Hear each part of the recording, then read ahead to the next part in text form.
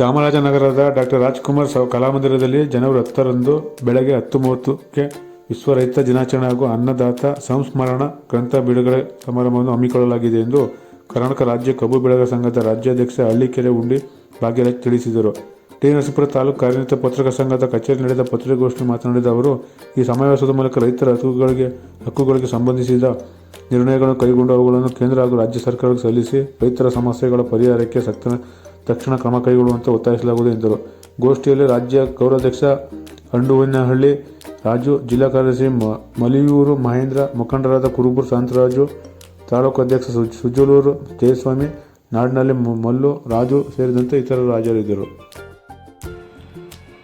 ಆ ದಿನ ಎಲ್ಲ ಹಿರಿಯರು ಮತ್ತು ಸ್ವಾಮೀಜಿಗಳು, ರಾಜಕಾರಣಿಗಳು, ಸಂಘಟನೆಯ ಪ್ರತಿಯೊಬ್ಬ ಮುಖಂಡರುಗಳು ಆಗಮಿಸುತ್ತಿದ್ದಾರೆ. ಆ ಕಾರ್ಯಕ್ರಮವನ್ನು ಯಶಸ್ವಿಯಾಗಿ ನಡೆಸಬೇಕು ಅಂತ ನಮ್ಮೆಲ್ಲರ ಇಚ್ಛೆಯಾಗಿದೆ. ಅದೇ ಥರ ಪ್ರಚಾರವನ್ನು ಸಾಕಷ್ಟು ಪ್ರಚಾರ ಮಾಡಿದ್ದೀವಿ.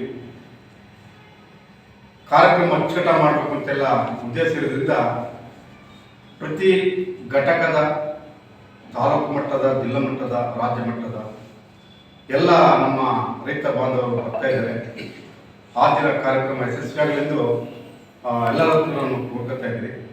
ಹೇಳಿ ನಾನು ಮಾಡ್ತೀನಿ. ಇವತ್ತು ಸರ್ಕಾರ ಏನಾದ್ರು ನಡೀತಾ ಇದ್ರೆ ನಾವು ಬೆಳೆದು ಕೊಡ್ತಕ್ಕಂಥ ಕಂಪ್ನಿಯಿಂದ ಇವತ್ತು ಗ್ಯಾರಂಟಿ ಸರ್ಕಾರ ನಡೀತಾ ಇರ್ತಕ್ಕಂಥದ್ದು. ಈ ಗ್ಯಾರಂಟಿ ಸರ್ಕಾರ ಮುಂದೆ ನಡಿಬೇಕಾದ್ರೆ, ಇವತ್ತು ನಡಿಬೇಕಾದ್ರೆ ಕಬ್ಬು ಬೆಳೆಗಾರರಿಂದ ಮಾತ್ರ ನಡೀತಾ ಇರ್ತಕ್ಕಂಥ ಸರ್ಕಾರ.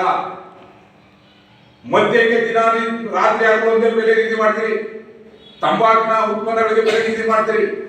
ಆದ್ರೆ ರೈತ ಒಂದು ವರ್ಷ ಕಷ್ಟಪಟ್ಟು ದುಡಿದಂತ ಕಬ್ಬಿಗೆ ಬೆಲೆಯ ನಿಗದಿ ಮಾಡಬೇಕಾದ್ರೆ ರಸ್ತೆಗೊಂದು ಹೋರಾಟ ಮಾಡುವಂತ ನಿಗದಿ ಆಗ್ತಾ ಇದೆ. ಅಲ್ಲಿ ಇಳುವರಿಯಲ್ಲಿ ಮೋಸ ಆಗ್ತಾ ಇದೆ, ತೂಕದಲ್ಲಿ ಮೋಸ ಆಗ್ತಾ ಇದೆ. ಇವೆಲ್ಲವನ್ನ ಸರಿ ಮಾಡ್ತಕ್ಕಂಥ ಕೆಲಸವನ್ನು ಸರ್ಕಾರ ಮಾಡಬೇಕಾಗಿದೆ.